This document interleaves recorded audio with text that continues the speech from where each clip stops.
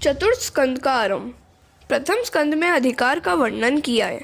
भागवत का श्रोता कैसा होना चाहिए आदि बातें बतलाई गई हैं। दूसरे स्कंद में ज्ञान लीला बतलाई है।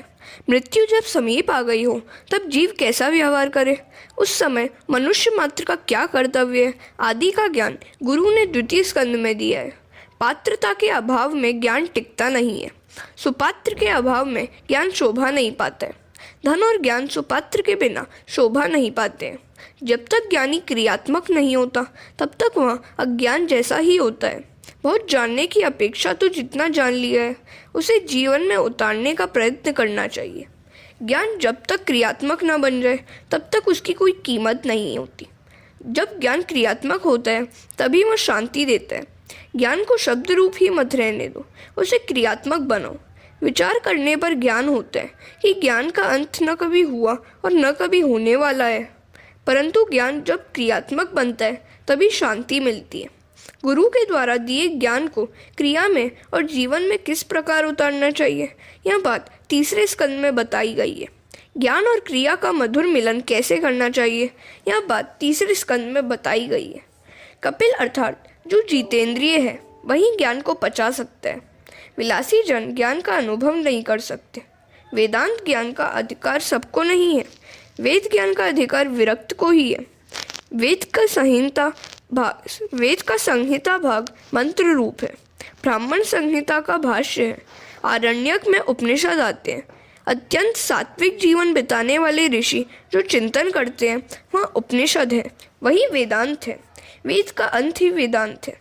अंत का अर्थ है समाप्ति। वेद की समाप्ति उपनिषद है। वैराग्य और संयम के अभाव में ज्ञान पचता नहीं है। उस ज्ञान को जीवन में उतारकर भक्तिमय जीवन बिताने वाले जन बहुत ही कम मिलते हैं। ज्ञान प्राप्त करना हो तो सरस्वती के किनारे रहना पड़ेगा, कर्दम होना पड़ेगा। आप कर्दम बनेंगे तो आपकी बुद्धि देवहूति बनेगी, अर्थात यदि आप जितेंद्रिय बनेंगे तो आपकी बुद्धि निष्काम बनेगी। ज्ञान सिद्ध होगा। ज्ञान के सिद्ध होने के बाद पुरुषार्थ सिद्ध होगा। अतः चौथे स्कंद में ऐसे 4 पुरुषार्थ की कथा कही है। हरे कृष्ण। क्रियात्मक ज्ञान की आवश्यकता, 4 पुरुषार्थ एवं 7 शुद्धियाँ। तृतीय स्कंद में सर्ग लीला थी और इस चौथे स्कंद में विसर्ग लीला है। पुरुषार्थ 4 है, धर्म, अर्थ, काम और मोक्ष। अतः चौथे स्कंद में 4 प्रकरण है, धर्म, अर्थ, काम और मोक्ष। धर्म प्रकरण में 7 अध्याय है। 7 प्रकार की शुद्धि होने पर धर्म की सिद्धि होती है। देश शुद्धि, काल शुद्धि, मंत्र शुद्धि, देह शुद्धि, विचार शुद्धि, इंद्रिय शुद्धि और द्रव्य शुद्धि। अर्थ प्रकरण में 5 अध्याय है जो यह बताता है कि अर्थ की प्राप्ति 5 साधनों से होती है। अर्थ की प्राप्ति के 5 साधन ये हैं: माता पिता के आशीर्वाद, गुरु कृपा, उद्यम, प्रारब्ध और प्रभु कृपा। इन 5 प्रकार के साधनों से ध्रुव को अर्थ की प्राप्ति हुई थी। काम प्रकरण में 11 अध्याय है। ये अध्याय यहाँ बताते हैं कि काम इंद्रियों में बसा हुआ है। 5 ज्ञान इंद्रियाँ, 5 कर्मेंद्रियाँ और 11वां मन। इन 11 ठिकानों में काम बसा हुआ है। रावण के 10 मस्तक थे, अतः रावण अर्थात काम इंद्रियों में बसा हुआ है। जो सबको आनंद देता है वह राम और जो सबको रुलाता है वह रावण। काम जीव मात्र को रुलाता है। काम मन में से जाता नहीं, यही विग्रह रूप है। मन में काम आग द्वारा प्रवेश करता है, इसलिए आंखों में रावण काम को मत आने दो। राम जैसे निर्विकारी बनोगे तो रावण अर्थात काम मरेगा। काम मरेगा तो राम मिलेंगे। मोक्ष प्रकरण के 8 अध्याय है। महाप्रभु जी ने कहा है कि प्रकृति के 8 प्रकार हैं: जल, अग्नि, वायु, पृथ्वी, आकाश, मन, बुद्धि और अहंकार।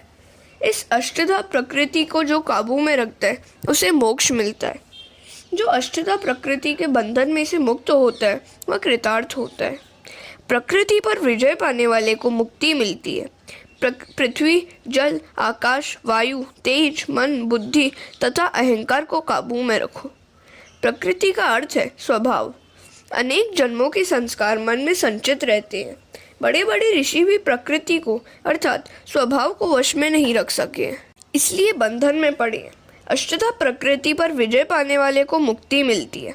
प्रकृति के वश में जो होता है वह जीव है और जो प्रकृति को वश में रखता है वह ईश्वर है।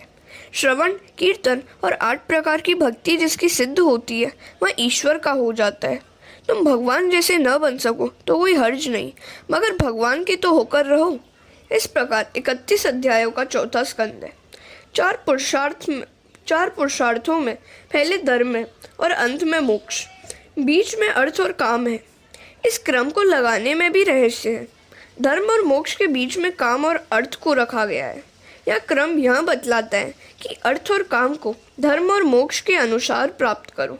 धर्म और मोक्ष ये दोनों पुरुषार्थ मुख्य हैं, बाकी के दोनों अर्थ और काम गौण है। धर्म के विरुद्ध कोई भी पुरुषार्थ सिद्ध नहीं होता। धर्म का हमेशा स्मरण रखो। सबसे पहले पुरुषार्थ धर्म है। धर्मानुसार ही अर्थ और काम की प्राप्ति करनी है। पैसा मुख्य नहीं है, धर्म ही मुख्य है। मानव जीवन में धर्म ही प्रधान है। धन से सुख नहीं मिलता, सुख मिलता है अच्छे संस्कारों से, संयम से और सदाचार से, प्रभु भक्ति से और त्याग से सुख मिलता है। धर्म से धन कभी भी श्रेष्ठ नहीं हो सकता।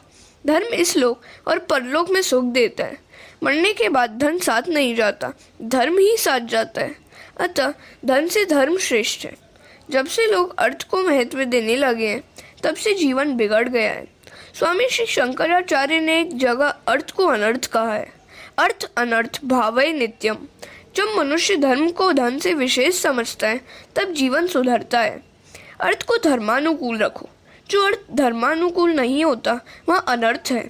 देश को संपत्ति की जितनी जरूरत है इससे अधिक अच्छे संस्कारों की जरूरत है। तुम अपने जीवन में धर्म को सबसे पहला स्थान दो। जीवन में जब काम सुख और अर्थ गौण बनता है तभी जीवन में दिव्यता आती है। दिव्यता का अर्थ है देवत्व। धर्म की गति सूक्ष्म है। धर्म भी अनेकों बार अधर्म बन जाता है। सद्भावना के अभाव में किया गया धर्म सफल नहीं होता। सत्य का अर्थ है ईश्वर। ईश्वर का भाव जो मन में प्रत्यक्ष सिद्ध करे उसी का धर्म पूर्णतः सफल होता है। मनुष्य को शत्रु बाहर नहीं है, वे तो मन के अंदर ही है। अंदर के शत्रुओं को मारोगे तो जगत में तुम्हारा कोई शत्रु नहीं रहेगा। धर्म क्रिया सद्भाव के बिना सफल नहीं होती। जगत में किसी भी जीव के प्रति कुभाव रखोगे तो वो जीव भी तुम्हारे प्रति कुभाव रखेगा। सभी क्षेत्रों में क्षेत्रज्ञ रूप से परमात्मा बसे हुए हैं, इसलिए किसी भी जीव के प्रति कुभाव रखना ईश्वर के प्रति कुभाव रखने के बराबर है। शास्त्र में तो यहाँ तक कहा गया है कि किसी जीव के साथ तो क्या, किसी जड़ पदार्थ के साथ भी कभी कुभाव नहीं होना चाहिए। कहा गया है सुहृद सर्वभूतानाम। ऐसा नहीं कहा गया है कि सुहृद सर्वजीवानाम। जड़ पदार्थों के साथ भी प्रेम करना है। सब में सद्भाव रखो, अर्थात जड़ पदार्थों के प्रति भी प्रेम रखो। मनुष्य में जब स्वार्थ बुद्धि जागती है तब वह दूसरे का विनाश करने के लिए तत्पर होता है।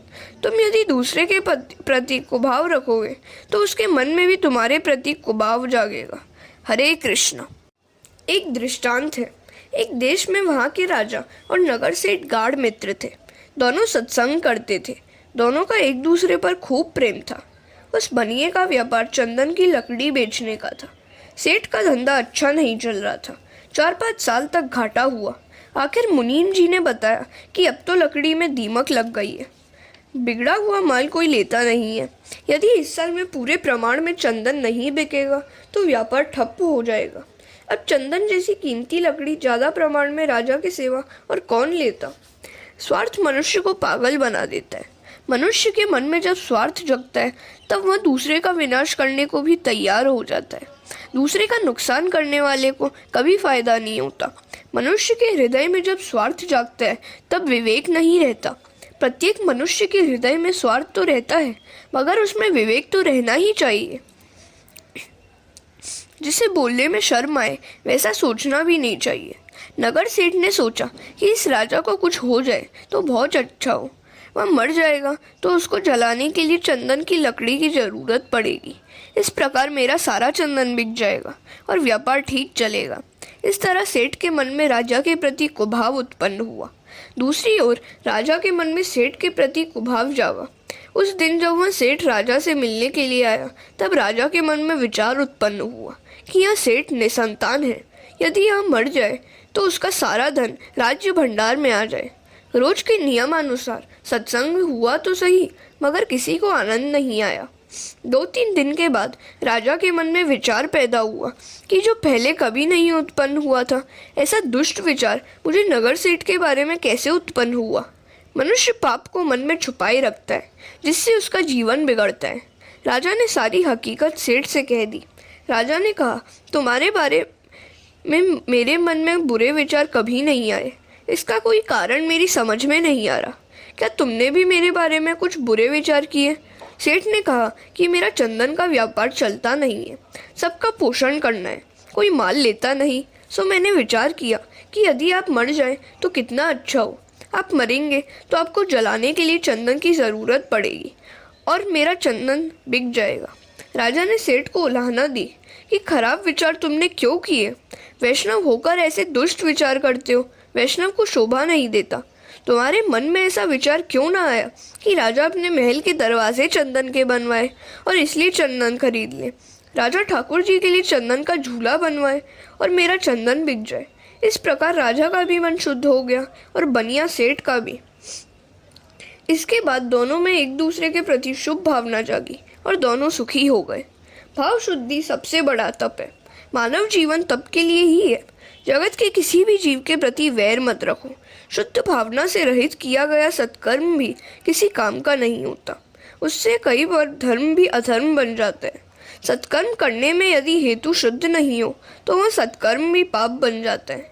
दक्ष प्रजापति ने शिवजी के प्रति कुभाव रखा, अतः उसका धर्म अधर्म में बदल गया। उसका यज्ञ उसको ही मारने वाला हो गया। प्रत्येक मनुष्य के प्रति सद्भाव रखने से कार्य सफल होता है। सबका कल्याण हो, यही सत्य और सत्कार्य है। सत्यम भूतहितम प्रोक्तम। हरे कृष्ण। अनेक में एक का दर्शन करना ही सबसे उत्तम है। एक ब्राह्मण यदि रास्ते में किसी स्त्री को देखकर उसमें लक्ष्मी की भावना करेगा तो उससे उस स्त्री में बसे हुए अंतर्यामी ईश्वर उसको आशीर्वाद देंगे। जबकि एक कामी पुरुष काम भाव से उस स्त्री को देखेगा तो उस स्त्री में बसा हुआ परमात्मा उसे शाप देगा। सभी में ईश्वर भाव रखो। यदि तुम सब में ईश्वर भाव रखोगे तो दूसरे भी तुम में ईश्वर भाव रखेंगे। कई बार धर्म भी अधर्म बन जाता है। उसका कारण यह है कि धर्म करने वाला सब में संभाव नहीं रखता। सब में संभाव रखना ही सबसे उत्तम धर्म है। सब में संभाव रखोगे तो सुखी होगे। सद्भाव का अर्थ है ईश्वर का भाव।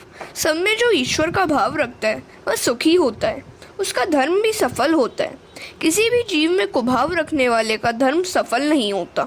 महाभारत में हम देखते हैं कि श्री कृष्ण कई बार अधर्म करते हैं, किंतु उनके मन में सबके लिए सद्भाव ही होता है, इसलिए उनका अधर्म भी धर्म बन जाता है। महाभारत के कर्ण पर्व में, द्रोण पर्व में इसी विषय में दृष्टांत मिलते हैं।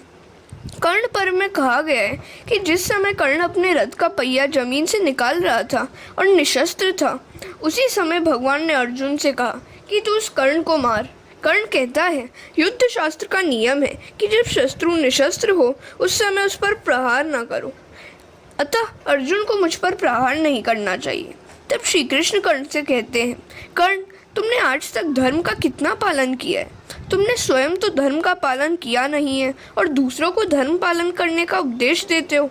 भरी सभा में द्रौपदी का अपमान किया गया, उस समय तुम्हारा धर्म कहाँ गया था? इस प्रकार द्रोण पर्व में कथा आती है। द्रोणाचार्य पांडव सेना का विनाश कर रहे थे। श्री कृष्ण ने सोचा यह बुड्ढा मरेगा नहीं तो अनर्थ होगा। इतने में अश्वत्थामा नाम का हाथी मारा गया। श्री कृष्ण ने सोचा कि यदि द्रोणाचार्य को कहा जाए कि तुम्हारा पुत्र मारा गया है तो पुत्र शोक के कारण ये युद्ध बंद कर देंगे। यह सोचकर उन्होंने घोषणा करवा दी कि अश्वत्थामा मारा गया। द्रोणाचार्य ने सोचा कि बेटे को तो मार दिया गया है, अब युद्ध क्यों करूं? परंतु यदि धर्मराज युधिष्ठिर कह दे कि अश्वत्थामा मार दिया गया है तो मैं सच मानूं। युधिष्ठिर से भगवान कहते हैं, बोलो अश्वत्थामा मारा गया। युधिष्ठिर कहते हैं कि राज्य के लिए मैं असत्य कैसे बोलूं? भगवान कहते हैं कि दुर्योधन पापी है, वह मरेगा तो सुखी होगा और जीवित रहेगा तो अधिक पाप करेगा और दुखी होगा, जिससे सबका कल्याण हो, वही सत्य है। द्रोणाचार्य ब्राह्मण होकर भी अधर्मी दुर्योधन की सहायता कर रहे हैं, वे पाप कर रहे हैं। द्रोणाचार्य अगर युद्ध छोड़ दे तो उनसे ज़्यादा अधर्म नहीं होगा। इसलिए कहता हूँ कि बोलो अश्वत्थामा हतः। भगवान ने बहुत आग्रह किया, इसलिए युधिष्ठिर को बोलना पड़ा कि अश्वत्थामा हतः। असत्य बोलने का पाप न लगे, इसलिए वे उसके बाद बोले कि नरो वा कुंजरो वा, परंतु वे अंतिम शब्द किसी को सुनाई नहीं दे। इससे पहले प्रभु ही ने जोर से शंखनाद कर दिया, अतः ये शब्द किसी को सुनाई नहीं दिए। दक्ष प्रजापति का यज्ञ रूप धर्म शिवजी के प्रति कुभाव रखकर करने के कारण अधर्म बनकर उसको ही मारने वाला बना। दूसरी तरफ श्री कृष्ण का असत्य भाषण रूप अधर्म भी सबके कल्याण के लिए किया गया होने के कारण धर्म रूप बन गया। सत्कर्म करते समय भाव शुद्ध रखो, हृदय शुद्ध रखो। शुद्ध भाव रखना ही सबसे बड़ा तप है। इसलिए तो सर्वेषाम अविरोधेन ब्रह्म कर्म संसार भे, यह मंत्र बोलकर प्रत्येक सत्कर्म का आरंभ किया जाता है। सबके प्रति सद्भाव रखो, सबको सद्भाव से देखो। सद्भाव के बिना किया हुआ सत्कर्म सफल नहीं होता। हरे कृष्णा। स्वयंभू मनु की कन्याओं के वंश का वर्णन। मैत्रेय जी कहते हैं, मनु भगवान के यहाँ 3 कन्याएं हुई, एक आकुति, दूसरी देवहूति और तीसरी प्रसूति। देवहूति की शादी कर्दम के साथ हुई थी। उनकी 9 कन्याएं हुई थी। उन 9 कन्याओं का ब्याह 9 ब्रह्म ऋषियों के साथ हुआ था। प्रसूति का ब्याह दक्ष प्रजापति के साथ हुआ था। यह सब कथा हम कह चुके हैं। अब इन कर्दम की कन्याओं के वंश का वर्णन करता हूँ। मरीचि और कला के यहाँ कश्यप और पूर्णिमा नाम के 2 पुत्र पैदा हुए। अत्रि की पत्नी अनुसूया के यहाँ दत्तात्रेय, दुर्वासा और चंद्रमा नाम के 3 पुत्र हुए। वे अनुक्रम से विष्णु, शंकर और ब्रह्मा के अंश से उत्पन्न हुए थे। विदुर जी पूछते हैं कि इन सर्वश्रेष्ठ देवों ने अत्रि मुनि के यहाँ क्या करने की इच्छा से अवतार लिया था, यह कथा कहिए। मैत्रेय जी कहते हैं, दत्तात्रेय अत्रि के घर आए थे। पुरुष यदि अत्रि जैसा तपस्वी बने और स्त्री अनुसूया जैसी तपस्विनी बने तो आज भी उनके घर दत्तात्रेय आने को तैयार हैं। नत्रि वह अत्रि, सत्व, रज और तम, इन तीनों गुणों का जो नाश करे और निर्गुणी बने वही अत्रि है। सत्व, रज और तम, इन तीनों गुणों में जीव मिल गया है। इन 3 गुणों से जीव को अलग होना है। तर्जनी उंगली जीव भाव बताती है, अभिमान बताती है। जीव में अभिमान प्रधान है। 5वीं उंगली सत्व गुण है। अंगूठा ब्रह्मा है, इसलिए पुष्टि संप्रदाय में प्रभु को तिलक अंगूठे में से लगाया जाता है। वेद में ब्रह्मा का नेति कहकर वर्णन किया गया है। इस जीव और ब्रह्म का संबंध सतत होना चाहिए। इन 3 गुणों में जीव मिलता है और इन 3 गुणों को छोड़कर ब्रह्म संबंध करता है। जो त्रिगुणातीत ब्रह्म स्वरूप को प्राप्त हुआ है वह अत्रि है। शरीर में जो तमोगुण है उसे रजोगुण से मारो, दूर करो। रजोगुण को सत्वगुण से मारो। रजोगुण काम और क्रोध का जनक है। सत्कर्म से सत्वगुण बढ़ता है। सत्वगुण भी बंधन करता है, इसमें भी थोड़ा अहम भाव रह जाता है। अतः अंत में सत्वगुण से ही सत्वगुण को मारना चाहिए। सत्वगुण का भी त्याग करना है और निर्गुणी होना है। यदि जीव अत्रि हो तो उसकी बुद्धि अनुसूया हो। असूया से रहित बुद्धि ही अनुसूया है। बुद्धि में सबसे बड़ा दोष असूया मत्सर है। दूसरों का भला देखकर ईर्ष्या करना, जलना, यही असूया या मत्सर है। दूसरों के दोषों का विचार श्री कृष्ण दर्शन में विघ्न करता है। बुद्धि में जब तक असूया मत्सर होगा तब तक ईश्वर का चिंतन नहीं कर सकेंगे। भगवान का दर्शन सब में करना है। यदि जीव सब में ब्रह्म का दर्शन करे तो वह कृतार्थ होता है। जिसकी बुद्धि असूया रहित होती है वही अत्रि बनता है। तत्पश्चात दत्तात्रेय पधारते हैं। जीव 3 गुणों का त्याग करके निर्गुणी बने और बुद्धि असूया रहित बने तब ईश्वर प्रकट होते हैं। प्रभु के स्मरण से बुद्धि जागृत होती है। असूया ईश्वर के मार्ग में आगे बढ़ने में रुकावट करने वाली है। असूया ज्ञान शक्ति के मार्ग में रुकावट करती है। इसलिए किसी से असूया मत करो। जब बुद्धि अनुसूया बनती है तब वह ईश्वर का चिंतन कर सकती है। अनुसूया महान पतिव्रता है। एक बार देवर्षि नारद कैलाश में आए। शंकर समाधि में थे। पार्वती जी पूजन कर रही थी। पार्वती जी ने नारद जी को प्रसाद दिया। नारद जी कहते हैं कि लड्डू बहुत सरस है, आज आपके हाथ का प्रसाद मिला है, परंतु उस अनुसूया के घर के लड्डू आपके लड्डू से भी श्रेष्ठ हैं। पार्वती जी पूछती हैं कि यह अनुसूया है कौन? नारद जी कहते हैं कि आप पतिव्रता हैं, मगर अनुसूया महान पतिव्रता है। पार्वती के मन में ईर्ष्या उत्पन्न हुई। अनुसूया मुझसे भी बढ़कर है। श्री शंकर जब समाधि से जागे तो पार्वती ने वंदन किया। घर के आदमी बहुत वंदन करे तो समझ लेना कि गड्ढे में उतारने की तैयारी है। शंकर ने पूछा, देखो क्या बात है। पार्वती ने कहा कि किसी भी प्रकार से अनुसूया का पातिव्रत्य भंग हो ऐसा करो। शिवजी कहते हैं जो दूसरे का बुरा करने की इच्छा करता है उसका ही बुरा होता है, इसमें कल्याण नहीं है देवी, परंतु तेरी इच्छा है तो मैं प्रयत्न करूँगा। इस ओर नारद जी बैकुंठ में आए, लक्ष्मी जी से मिले। उन्होंने नारद जी से पूछा कि आज इतने आनंद में क्यों हैं। नारद जी कहते हैं कि वैकुंठ की महिमा तो पहले थी, परंतु अब तो अनुसूया के आश्रम के सिवा कहीं भी जाने की इच्छा नहीं होती। मैं उनके आश्रम से आ रहा हूँ, अतः अति आनंद में हूँ। लक्ष्मी जी पूछती हैं कि यह अनुसूया है कौन। नारद जी कहते हैं कि वह तो महान पतिव्रता है। लक्ष्मी जी ने श्री विष्णु जी से कहा कि आप कुछ ऐसा करें जिससे अनुसूया का पातिव्रत्य भंग हो। पार्वती का अर्थ है बुद्धि, बुद्धि विद्या में मत्सर है। लक्ष्मी जी का अर्थ है द्रव्य, द्रव्य में ईर्षा अर्थात असूया रहती है। ब्रह्माणी रजोगुण है। सावित्री ने भी इसी प्रकार ब्रह्मा जी से विनती की। शंकर, विष्णु, ब्रह्मा तीनों देवता चित्रकूट में एक साथ मिले। तीनों देवता अनुसूया के आश्रम में आए। भिक्षा मांगते हुए उन्होंने कहा कि हम भिक्षा मांगते हैं, मगर आप नग्न होकर भिक्षा दें तो हम लेंगे। अनुसूया सोचती है कि यदि नग्न होकर भिक्षा दूंगी तो मेरा पातिव्रत्य भंग होगा, और अगर भिक्षा नहीं दूं तो घर आंगन में आए हुए अतिथि वापस जाएंगे तो यह महापाप होगा, मुझे पाप लगेगा। प्रभु कहते हैं कि हमें नग्न होकर भिक्षा दो, अर्थात वे कहते हैं कि वैष्णव मुझे वासना रहित होकर भिक्षा दो। ईश्वर को वासना रहित होकर निष्काम होकर सब कुछ अर्पण करना है। अनुसूया के मन में भी कोई वासना नहीं थी। सूक्ष्म वासना भी यदि मन में हो तो ये तीन देवता उसके पास नहीं आते। अनुसूया ने ध्यान किया और तीनों देवताओं पर पानी छिड़का। तीनों देव बालक बन गए। पतिव्रता में इतनी शक्ति होती है। पार्वती सोचती है कि शिवजी प्रातः काल के गए हैं, फिर भी अभी तक आए नहीं हैं।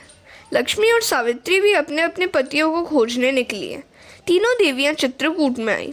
इतने में नारद जी भी वहां आ पहुंचे और अनुष्ठान में बैठ गए। देवियों ने उनसे पूछा कि हमारे पति का कुछ समाचार जानते हो।